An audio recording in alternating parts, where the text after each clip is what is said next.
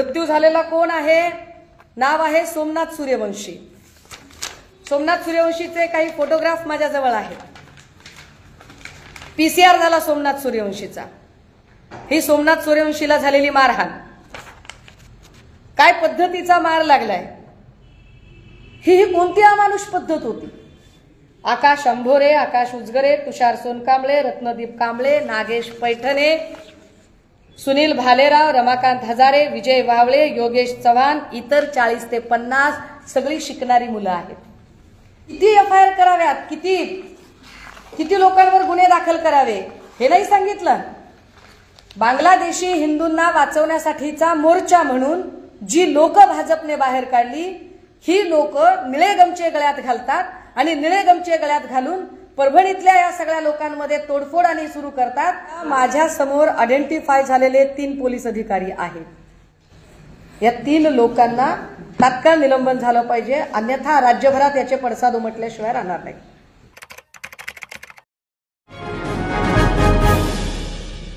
अस्सलाम वालेकुम, आदाब, नमस्कार। परभणी न्यूज महानगर में आपके साथ शेख इफ्तिखार। महाराष्ट्रात अनेक घटना घडल्या, त्याला जबाबदार कोण आहे? महाराष्ट्रात ज्या खून, हत्या, मारामारी, जाळपोळ, हिंसाचार या सगळ्या घटना घडल्या, याची जबाबदारी नेमकं कोण घेणार आहे यावरती सन्माननीय मुख्यमंत्री आणि उपमुख्यमंत्री महोदयांनी बोललं पाहिजे। परभणीमध्ये विश्वरत्न डॉक्टर बाबासाहेब आंबेडकर यांच्या पुतळ्याचं जवळ असलेल्या संविधानाची प्रति ही उद्ध्वस्त करण्यात आली। ही प्रत उद्ध्वस्त केल्यानंतर साहजिक आहे आंबेडकरी जनतेमध्ये एक संतापाची लाट येणं फार स्वाभाविक होतं। परंतु ती संतापाची लाट येताना जेव्हा ही घटना लक्षात आली, अगदी त्याच वेळेला परभणीतल्या आंबेडकरी चळवळीतल्या सगळ्या कार्यकर्त्यांनी परभणी जिल्हा कलेक्टर आणि परभणी जिल्हा एसपी यांच्या निदर्शनास ही बाब आणून दिली। एसपी आणि कलेक्टर हे स्वतः आले, त्यांनी बाबासाहेबांच्या पुतळ्याला हार घातला। पुतळ्याला हार घातल्यानंतर आता प्रकरण शांततेत मिटत होतं। आंबेडकरी चळवळीतल्या अनुयायांनी सांगितलं की उद्या आम्ही शांततेत बंद पाडणार आहोत। बंदचं आवाहन त्यांनी केलं होतं, मात्र त्याच वेळेला एका दुसऱ्या घटनेकडे फार दुर्लक्ष केलं जातंय की त्याच्या ज्या दिवशी बंदचं आवाहन केलं होतं त्याच दिवशी भारतीय जनता पार्टीकडून बांगलादेशीय हिंदूंच्यासाठी बंदचं आवाहन केलं गेलं होतं, मोर्चाचं आवाहन केलं गेलं होतं आणि बांगलादेशीय हिंदूंच्यासाठी बंद आणि मोर्चाचं आवाहन करणारे लोक जे होते त्यातल्या काही लोकांनी जाणीवपूर्वक गळ्यामध्ये निळे गमचे टाकून परभणीमध्ये अशांतता निर्माण करायचा प्रयत्न केला। परभणीमध्ये दंगल सदृश्य परिस्थिती निर्माण केली। ही दंगल सदृश्य परिस्थिती इतकी मोठी होती की आदल्या दिवशी जर स्वतः कलेक्टर महोदय आणि एसपी महोदय हे स्वतः बाबासाहेबांच्या पुतळ्याला हार घालायला गेले असतील तर कलेक्टर आणि एसपी या दोनही अत्यंत वरिष्ठ अधिकाऱ्यांच्या हे लक्षात यायला पाहिजे की पूर्व प्रतिबंधात्मक काळजी काय घ्यायला हवी। विशेषतः जर त्याच दिवशी बांगलादेशी हिंदूंच्यासाठी भारतीय जनता पार्टी प्रणित मोर्चा निघणार असेल तर यातनं काही वेगळं होऊ शकतं, याची काळजी त्यांनी घ्यायला हवी होती। परभणीतल्या छोट्या मोठ्या व्यापाऱ्यांचं नुकसान झालं हे आम्हाला मान्यच आहे आणि त्याचं कोणी समर्थनच करत नाही, पण परभणीतल्या छोट्या मोठ्या व्यापाऱ्यांचं जे नुकसान झालं, तिथे जी तोडफोड झाली, ती तोडफोड नेमकी केली कोणी? ती तोडफोड करण्यासाठी जे निळे गमचे गळ्यात घालून जे लोक पुढे आलेले होते ते लोक होते तरी कोण? या लोकांची चौकशी का केली जाऊ नये आणि त्यावर कुणीच का बोलत नाही?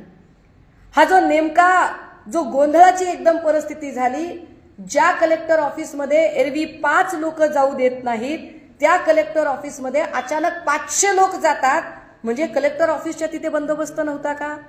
पोलिसांनी पुरेशी काळजी घेतली नव्हती का? पोलिसांनी ठरवून परिस्थिती चिघळण्याची वाट बघितली का?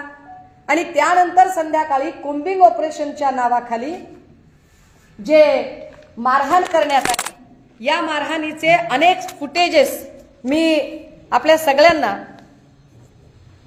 पाठवू शकेल की फक्त तोडफोडीचे फुटेज ज्या वेळेला सगळे मीडिया दाखवत आहे त्यावेळेला पोलिसांनी एकेका आंबेडकरी चळवळीतल्या तरुणांना काय पद्धतीने खिंडीत गाठून मारहाण केली आणि अमानुष पद्धतीने प्रियदर्शनी नगर मधील एक महिला, मी जाणीवपूर्वक नाव टाळतीये, या महिलेला इतक्या वाईट पद्धतीने मारहाण, झोंबाझोंबी आणि इतक्या गलिच्छ पद्धतीने तिच्यासोबत वर्तन व्यवहार केला, जी अजूनही हॉस्पिटलमध्ये उपचार घेत आहे। याची उत्तरं कोण देणार आहे? यावर कोण बोलणार आहे? काल परभणीमध्ये एका तरुणाचा मृत्यू झाला। मृत्यू झालेला कोण आहे? नाव आहे सोमनाथ सूर्यवंशी। सोमनाथ सूर्यवंशीचे काही फोटोग्राफ माझ्याजवळ आहेत। पीसीआर झाला सोमनाथ सूर्यवंशीचा। ही सोमनाथ सूर्यवंशीला झालेली मारहाण, काय पद्धतीचा मार लागलाय, ही कोणती अमानुष पद्धत होती?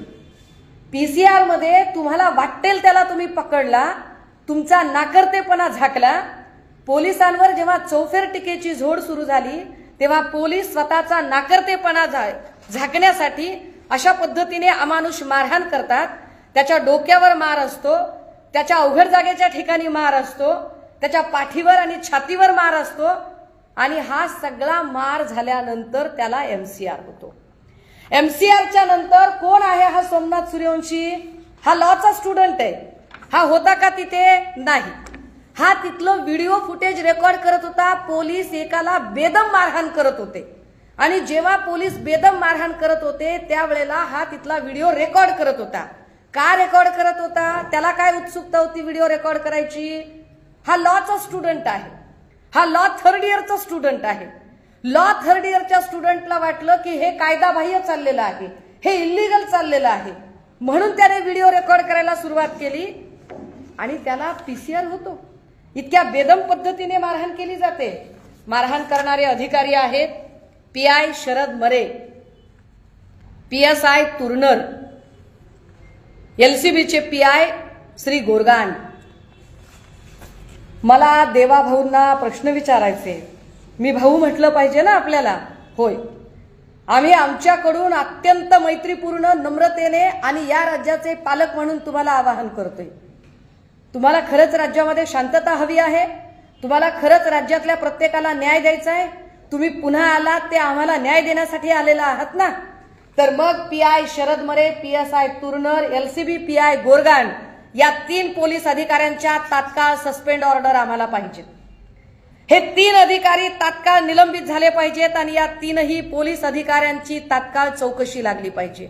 ज्या 3 पोलीस अधिकाऱ्यांनी एका माणसाचा जीव घेतला, त्याला इतकी बेदम मारहाण केली, त्यानंतर त्याचा एमसीआर झाला। एमसीआर मध्ये 16 तारखेसाठी मॅटर ठेवलं होतं। 16 तारखेला खरं तर त्याच दिवशी व्हायला पाहिजे होती जमानत, पण त्यांनी सांगितलं की तुझी 16 तारखेला जमानत होईल। कोर्टाने सांगितलं की हा सत्र न्यायालयाचा विषय आहे, त्यामुळे सत्र न्यायालयापुढे 16 तारखेला मामला ठेवला जाईल। परंतु त्याला मार एवढा होता आणि त्याला मेडिकलचे उपचार मिळाले नाही, ज्यामध्ये या सोमनाथ सूर्यवंशीचा मृत्यू झालाय। सगळं वकील संघटन त्याला भेटायला गेलं होतं। कुठली गुन्हेगारी पार्श्वभूमी नाही, कुठल्याही आंदोलनात कशातही हा बिचारा नव्हता, तरीही त्याला जर अशा पद्धतीने, जर अमानुष पद्धतीने मारहाण केली जात असेल, त्याचे आय कार्ड मी आपल्याला लॉचे द्यायला तयार आहे। त्याचे सगळे किती लोकांवर तुम्ही कारवाई केली? जर तुम्ही एवढ्या सगळ्या पोरांवर कारवाई करणार असाल, कोम्बिंग ऑपरेशनच्या नावाखाली जर एवढ्या सगळ्या पोरांचं आयुष्य भविष्य जर पोलीस बर्बाद करणार असतील, तर निष्पाप जीवांना मारहाण करणाऱ्या पोलिसांचे जे फुटेज आम्ही सादर करतोय त्यांना सुद्धा सस्पेंड करावं लागेल, त्यांची सुद्धा वेगळी चौकशी करावी लागेल। परभणीचं जाळपोळ प्रकरण हे कृत्रिम पद्धतीने तणाव निर्माण करण्यासाठी आणि जिल्ह्यात अशांतता निर्माण करण्यासाठी माझा स्पष्ट आरोप आहे की परभणीमध्ये जे काही लोक निवडून आलेले होते, मग ते भाजपचे असतील, परभणी जिल्ह्यातले भाजपचे, शिंदे गटाचे आणि अजून काही अजितदादा गटाचे, जे हे लोक वेगवेगळे निवडून आले, मग ते रत्नाकर गुट्टेंच्या सकट सगळे लोक असतील, जे कोणी हे लोक निवडून आले, मंत्रिपदासाठी दुसरा कसा मंत्री कुचकामी ठरू शकतो आणि मी कसा मंत्री होऊ शकतो, यासाठी म्हणून एकमेकांना शहकाटशह करण्याच्या नादात यांनी परभणी अशांत केली। याला मंत्रिमंडळ विस्ताराची सुद्धा पार्श्वभूमी होती आणि या शहकाटशहच्या नादामध्ये इथल्या चळवळीतल्या लोकांचं, या पोरांचं यांनी नुकसान केलं। ज्या ज्या पोरांवरती गुन्हे दाखल केले याच्यामध्ये ऋतिक उजगरे, तुषार कांबळे, सोमनाथ धोत्रे, संजय खिल्लारे, याच्यासोबतच आकाश अंभोरे, आकाश उजगरे, तुषार सोनकांबळे, रत्नदीप कांबळे, नागेश पैठणे, सुनील भालेराव, रमाकांत हजारे, विजय वावळे, योगेश चव्हाण, इतर 40 ते 50 सगळी शिकणारी मुलं आहेत।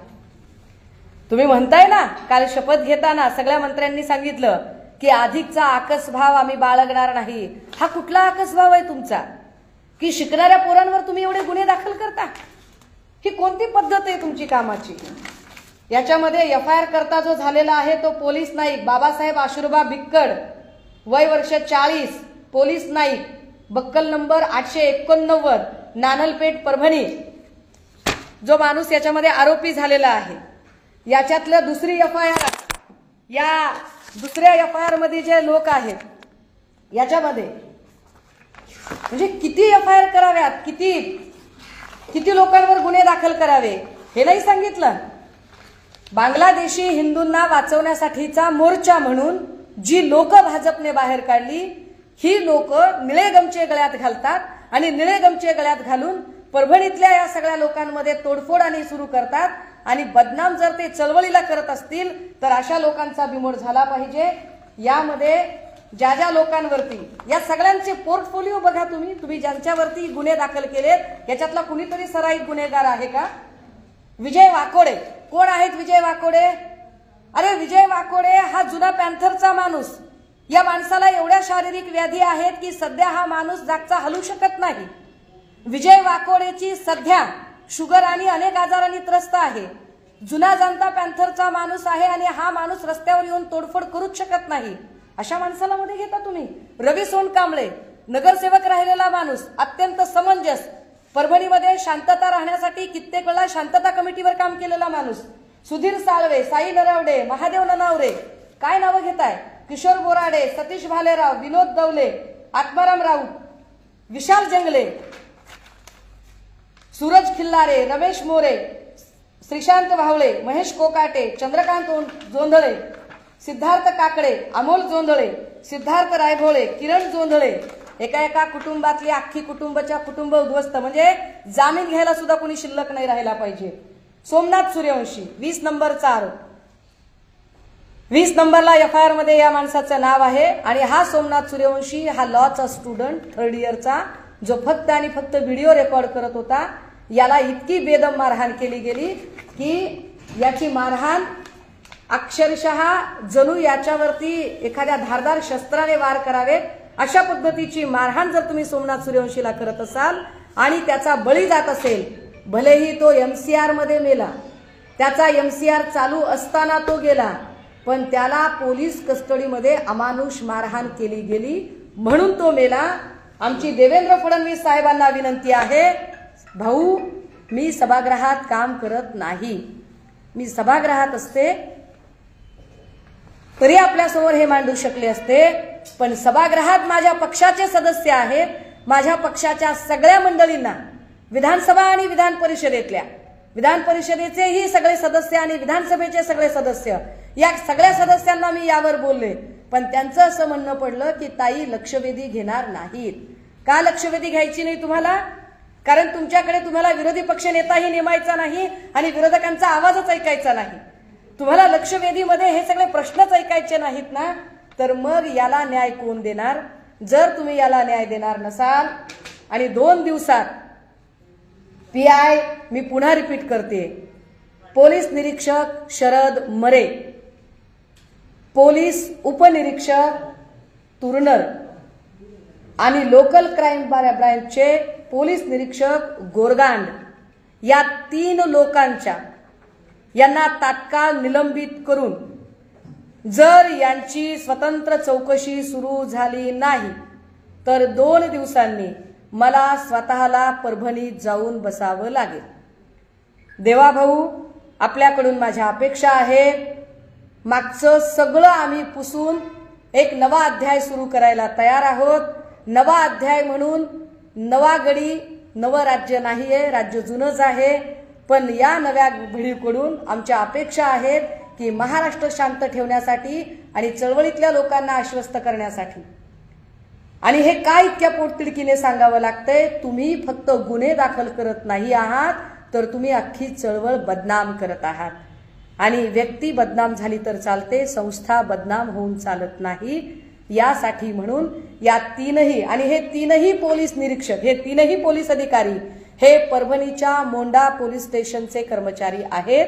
परभणी मोंडा पोलीस स्टेशन या 3 पोलीस कर्मचाऱ्यांवरती तात्काळ गुन्हे दाखल व्हावेत. सदोष मनुष्यवधाचा गुन्हा दाखल करत यांना निलंबन केलं जावं आणि यांची तात्काळ चौकशी व्हावी, ही आमची अपेक्षा आहे. 2 दिवसात जर हे होणार नसेल तर मला 2 दिवसानंतर परभणीत स्वतःला आंदोलनासाठी मैदानात उतरावं लागेल. अपेक्षा आहे की ती वेळ आपण येऊ देणार नाहीत. एवढ्यासाठी ही पत्रकार परिषद होती. बोला. पत्रकारांना याच्या कॉपीज हव्या असतील, मी कॉपीज द्यायला तयार आहे. FIRच्या कॉपीज आहेत, काय मारहाण झाली त्याच्या कॉपीज आहेत. इलेक्ट्रॉनिक माध्यमांच्या प्रतिनिधींना काय पद्धतीने मारहाण झाली त्याचे व्हिडिओ फुटेज द्यायला मी तयार आहे. की पोलिसांनी काय मारहाण केली आणि पोलीसच स्वतः ऑटोंची तोडफोड करत होते, पोलीस स्वतः गाड्यांची तोडफोड करत होते. राहिला प्रश्न या सगळ्या लोकांना यांना बाहेर काढण्यासाठी वकील संघटना समर्थ असतील.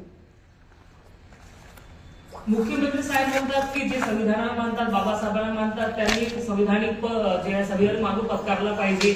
मुख्यमंत्री साहेब या घटनेवर एक शब्द बोलतानंतर तिथे जाऊन बघत नाही. महाराष्ट्रात परभणीत इतके मोठ्या प्रमाणात दंगल होते आणि तिथे मुख्यमंत्री म्हणल्यानंतर ते जाऊ शकत नाही. काय तुम्हाला वाटतं या सगळं? सन्माननीय मुख्यमंत्री महोदयांचं वक्तव्य माझ्यासाठी परमादरणीय. भारतीय संविधानाप्रमाणे सगळ्यांनी वागलं पाहिजे, संविधानाचा आदर केला पाहिजे आणि संविधानाला मानणाऱ्या लोकांनी तर संविधानाचा आदर केलाच पाहिजे. पण माझं म्हणणं हे आहे की ज्यांनी तोडफोड केली मुळात ते चळवळीचे लोकच नव्हते, ते संविधान मानणारे नव्हते. निळे गमचे घालून कोण गेलं होतं परभणी अशांत करायला, त्यांना शोधा असं माझं म्हणणं आहे. आंबेडकरी अनुयायांच्या आडून कुणी परभणीमध्ये जाळपोळ केली, तोडफोड केली, त्याची चौकशी झाली पाहिजे. आणि सोमनाथ सूर्यवंशी आणि चला 1 मिनिटासाठी असं गृहीत धरू की तुम्हाला एखादा आरोपी सापडला, त्याचा जीव घेण्याचा अधिकार कुणी दिला? देवेंद्र भाऊंनी आम्हाला उत्तर द्यावं. सोमनाथ सूर्यवंशीचा जीव घ्यायचा अधिकार PI मरे, PSI तुर्नर आणि LCB PI गोरगांड यांना कुणी दिला होता? त्यामुळे या 3ही मोंडा पोलीस स्टेशनच्या अधिकाऱ्यांचे तात्काळ निलंबन होणं अपेक्षित आहे. काही एक प्रश्न आहे. बोला. या परभणी घटनेमागे हिंदुत्ववादी संघटना अजून भाजपचा हात होता का असं वाटतं? नाही, मला असं म्हणायचं नाही. मला एवढंच म्हणायचंय की त्या एकाच दिवशी बांगलादेशीय हिंदूंच्या संरक्षणासाठीचा मोर्चा निघाला. त्याच दिवशी बंदची हाक होती.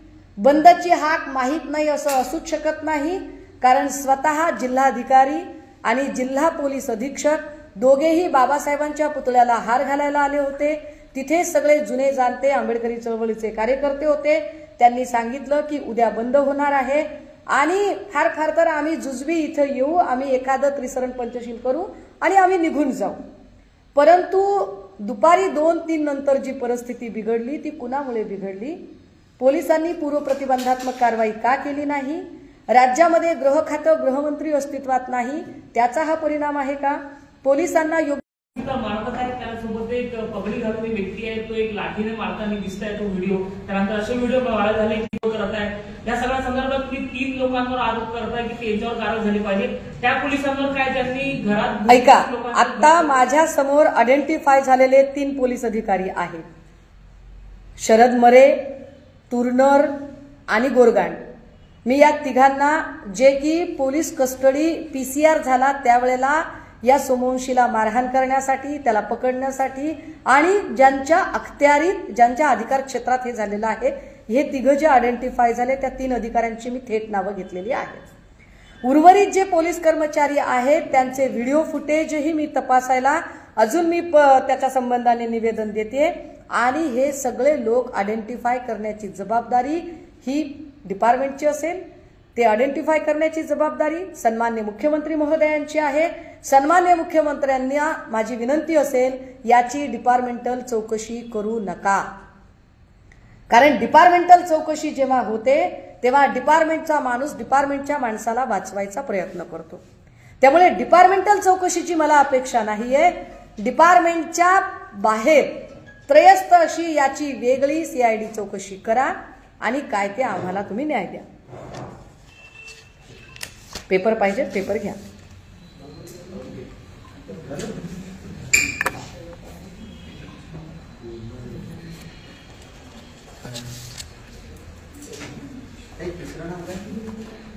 मी असं म्हटलं की PI शरद मरे, PSI तुर्नर आणि लोकल क्राईम ब्रँचचे PI श्री गोरगांड